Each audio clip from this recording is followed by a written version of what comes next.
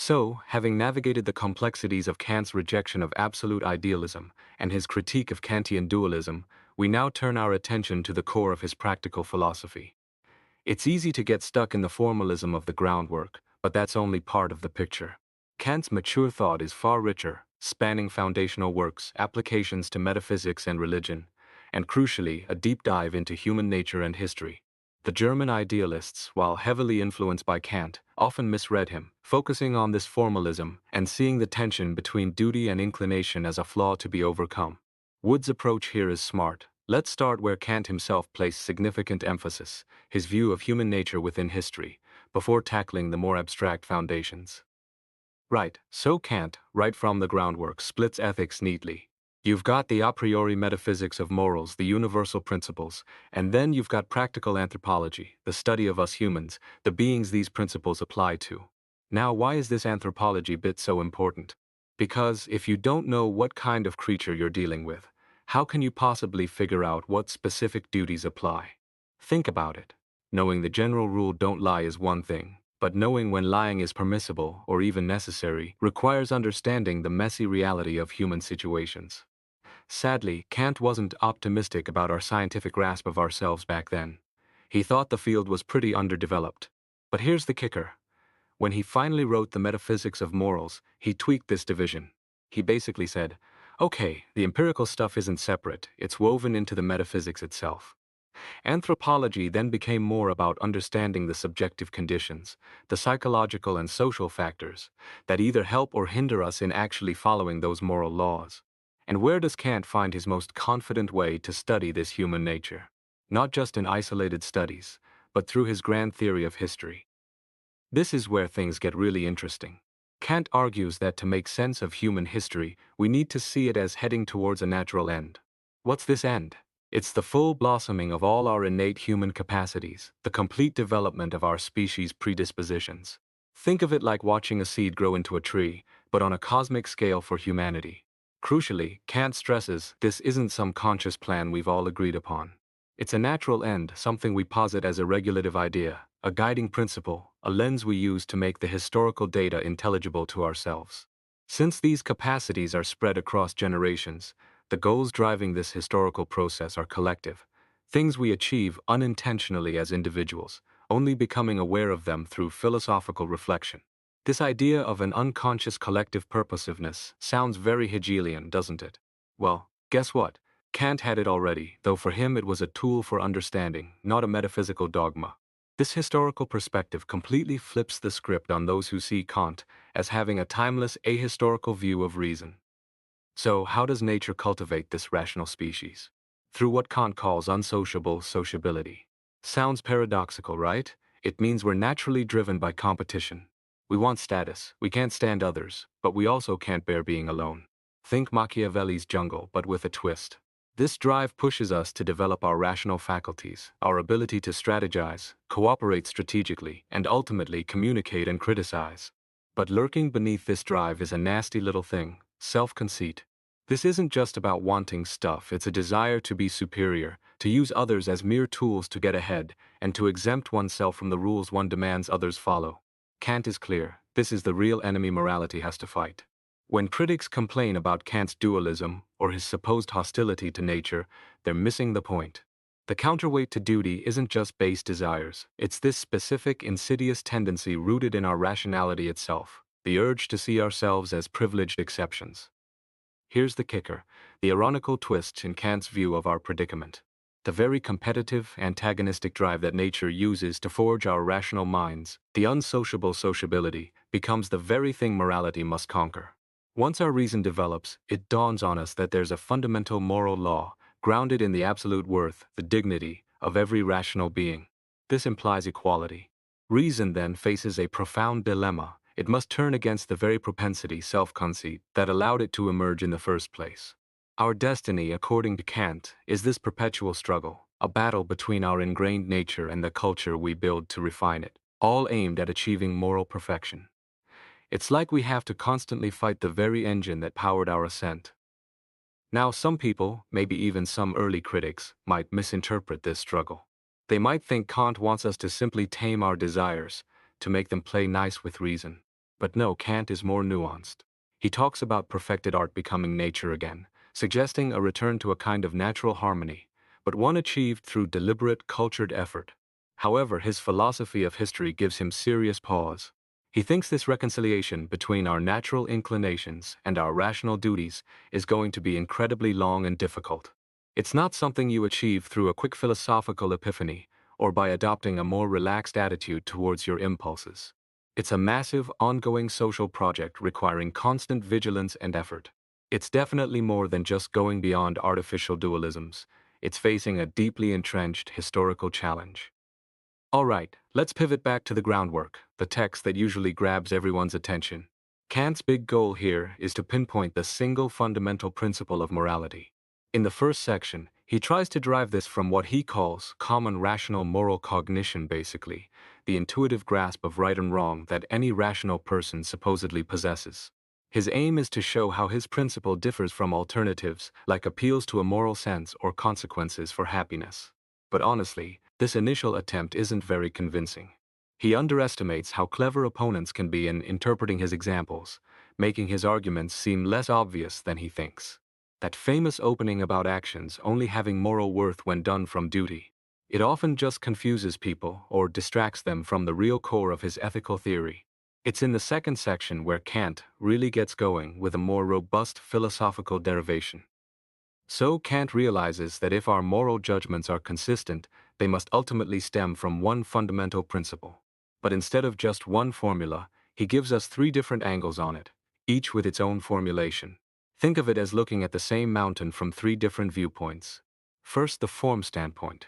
This leads to the formula of universal law and its variant, the formula of the law of nature, FLN. These tell us to act only according to maxims we could will to be universal laws. Second, the value standpoint. This gives us the formula of humanity as end in itself. This tells us to treat humanity always as an end, never merely as a means. Third, the authority standpoint. This leads to the formula of autonomy and the formula of the realm of ends. These focus on the will as the legislator of universal laws. Each formula highlights a different aspect of the moral principle. Let's look closer at the first formula, the formula of universal law. This is where the term categorical imperative comes from, derived from grammar, but Kant's meaning is broader. An imperative is any principle that constrains us based on reason. A hypothetical imperative says if you want X, then do Y. A categorical imperative says do Y, period, unconditionally. The big question is, can such unconditional imperatives exist? Kant assumes they do for his argument. Now the trap many fall into is using categorical imperative interchangeably with fuel. This is misleading. Kant himself sees full as the starting point, the most abstract and provisional formulation. He actually prefers FH for applying the principle later on, and FA for proving its validity. So, when critics complain Kant's ethics is empty formalism, they're often just pointing out the limitations of focusing solely on fuel, missing the richer content provided by FH and FA. Full is like the blueprint sketch. FH and FA are the detailed architectural plans and the foundation stones. So how does fall work? It's derived from the very idea of a categorical imperative obeying all universal laws. The test is simple. Can I will my maxim to be a universal law? The FLN version asks you to imagine a world where your maxim is a law of nature. Would you be willing to live in it? Kant tries to illustrate this with four maxims: suicide, breaking promises, letting talents go to waste, refusing help. Now, applying these tests has caused endless debate. But let's not get bogged down in whether these specific examples perfectly pass the test. Kant's real point, stated clearly, is that when we transgress duty, we don't actually will our maxim to be universal. Instead, we secretly hope for an exception just for us, driven by our self-conceit. Fuel and FL are designed to counteract this tendency to see ourselves as special cases. Their job is to expose this hidden self-interest. However, they alone don't tell us what the correct universal law is. They just highlight the wrongness of wanting exceptions. Okay, another major complaint against Kant's formalism is, fine, you say obey universal laws, but why should anyone want to? Kant tackles this head-on with the second formula, FH. He asks, what's the rational motive for obeying a categorical imperative? His answer is brilliant. It's not some external desire or goal, but the objective worth of rational nature itself, considered as an end in itself. What does that mean? It means rational nature has value simply because it's rational, regardless of what we happen to desire. This value is ultimate. It's not based on anything else. Think of it like valuing human life intrinsically. Kant argues that if we rationally value any end we set, we must already value the rational capacity that sets it. And since we rationally require others to be treated as ends, we must value their rational capacity equally. This leads directly to the conclusion that all rational beings have equal worth. This formula connects morality directly to the inherent value of rationality, providing a powerful motivation. Now, remember those four examples Kant tried to apply full to? Well, he uses them again to illustrate H. And this is where things get really clear. Applying FH to these cases, the moral reasoning straightforward and transparent, unlike the confusing debates around Fjoll. The arguments based on FH are much harder to dismiss as empty. In fact, understanding FH actually helps clarify why Fjoll works the way it does. If you look at Kant's later work, The Metaphysics of Morals, you'll see he brings up Fjoll maybe once, but invokes FH dozens of times when discussing specific duties. This tells us something important. FH is where Kant saw the real action in applying his moral theory. It's the formula that provides the substantive content and motivation that Fjoll by itself lacks. Finally, we arrive at the third formula, autonomy. This combines two key ideas: the idea of a categorical practical law, something we legislate for ourselves, and the idea that the rational will itself is the source of value. Autonomy for Kant is the idea of every rational being's will as a will-giving universal law. Why is this crucial? Because Kant argues that only autonomy can be the ground of genuine moral obligation. If morality came from something outside us, like God's command or the promise of happiness, then our obligation would be conditional, hypothetical. It wouldn't be truly binding. Autonomy makes the law unconditional. This leads to a fascinating reciprocal relationship. The idea of freedom, acting according to self-legislated norms, and the idea of the moral law imply each other. To even make a judgment, even a theoretical one, implies you see yourself as free, as following norms. So, claiming to judge rationally while denying freedom is self-refuting. This argument for freedom as a presupposition of reason stands quite independently from Kant's more controversial ideas about a separate noumenal world. Autonomy naturally leads to the idea of a realm of ends. Imagine an ideal community where all rational beings' goals fit together harmoniously, like organs in a healthy body supporting each other. The formula of the realm of ends, FRAR, tells us to act according to principles that would contribute to such a system. If FH established our equal standing as rational beings, then FREE tells us what good conduct looks like in practice. It aims to eliminate conflict and competition, ensuring everyone pursues ends compatible with everyone else's ends. It's about creating a space where rational beings can flourish together without constantly stepping on each other's toes. So how does Kant use this idea of autonomy to establish the moral law itself? Both in the groundwork and the CPR, he presents an argument where freedom and the moral law imply each other. Freedom here means the capacity to act according to self-given normative laws. The logic is tight. If there's a valid moral law for me, it must be because I am free in this sense. Conversely, if I am free, meaning I can follow principles I myself legislate, then the principle of autonomy must be valid for me. And as we saw, recognizing oneself as a rational agent capable of judgment already commits one to seeing oneself as free. Therefore, any exercise of reason implicitly accepts the validity of this moral principle. Again, notice this argument doesn't depend on Kant's more speculative ideas about a noumenal realm. It rests on the presuppositions of rational agency itself. Now let's shift gears to Kant's final major work, The Metaphysics of Morals. Here, Kant provides a much clearer picture of how we actually reason morally in everyday life, which is quite different from the image suggested by just focusing on the universalizability tests of FEOL/FLN. He divides ethics into two main parts. First, the doctrine of right, dealing with juridical duties. These are about protecting external freedom. Think laws and contracts. For these, the incentive matters less. What matters is whether the action is permissible according to the system of right. The principle of right states that an action is right if it can coexist with everyone's freedom according to a universal law. Notice, this is about permissibility, recht, not obligation in the same way as morality.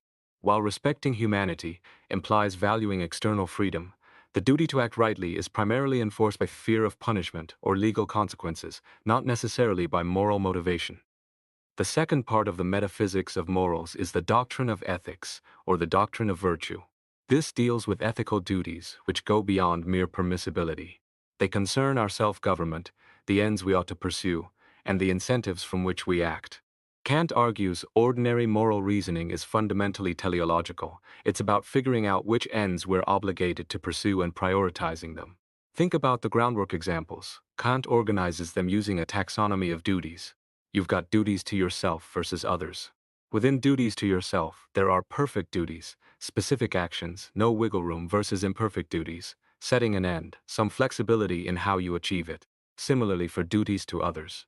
Now, later thinkers like Fichte and Hegel emphasized duties arising from specific social relations. But even in the groundwork, Kant shows how Fh easily explains these distinctions. A duty to S arises from respecting S humanity. Imperfect duties relate to promoting virtue, an end we ought to set, while perfect duties involve directly setting or respecting that end. These imperfect duties, Kant says, guide us in setting the overall direction of our lives. There are two main kinds of ends we're duty-bound to have. First, our own perfection, both natural, developing talents, and moral, cultivating virtue. And second, the happiness of others. Why happiness? Because we naturally value it, but we need reason to constrain its pursuit, e.g., to ensure it contributes to our own perfection. And because others are rational beings, respecting their autonomy means we have a duty to promote their happiness too, as it's their end. So Kantian ethics is deeply teleological. But notice, it's not like utilitarianism, where you have to maximize happiness. Kant allows for Spielraum, playroom. We have latitude in deciding whose happiness to promote and how much effort to put in. The duties provide the framework, but the specifics of our life plans are up to us as free agents. This contrasts sharply with thinkers like Fichte, who saw almost everything as either obligatory or forbidden. Kant calls his system the doctrine of virtue because, given our human nature, virtue is essential for reliable ethical conduct.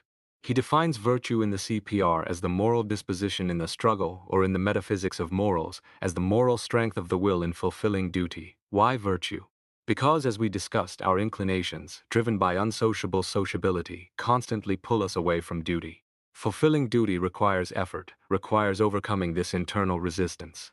Virtue isn't about succeeding flawlessly, it's about having the strength and disposition to try.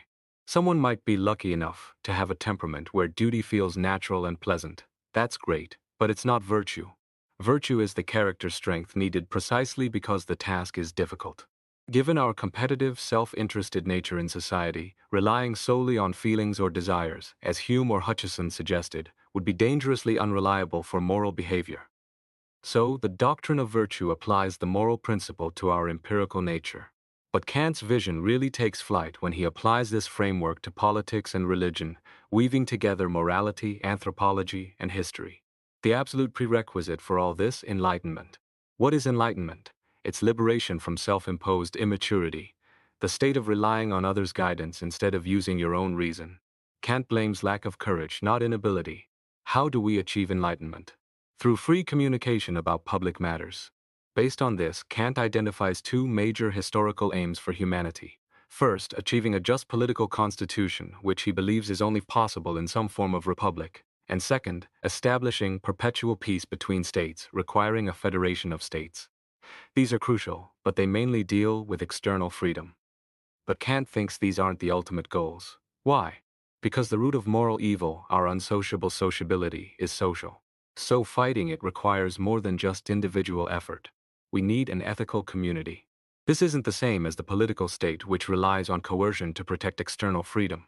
An ethical community must be voluntary and non-coercive, because our ethical disposition, our inner moral life, can't be forced. Even unjust states, Kant concedes, serve as the necessary historical vehicle for achieving external justice through reform.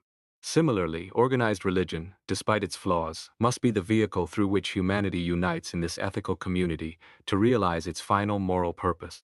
What holds this ethical community together? Not force but freely shared ends, embodied in the ideal of a realm of ends. Each of Kant's three critiques ends with a discussion of this ideal moral teleology, culminating in the highest good, the summum bonum.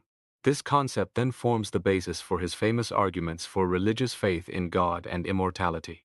These arguments were hugely influential, sparking intense debate among the German idealists, even if they ultimately led many to critique or reinterpret Kant's entire project. To many readers, these sections on the highest good can feel a bit like strained metaphysics, lacking immediate punch. However, If we view the highest good and the associated faith not as abstract theology, but as the envisioned goal of that free ethical community Kant hopes for, united by shared ends, perhaps we gain a new perspective. Maybe Kant saw this as the kind of faith suitable for such a community. Whether his hopes for it seem realistic to us today is debatable, but perhaps understanding it this way helps us appreciate its role as a catalyst for further philosophical development.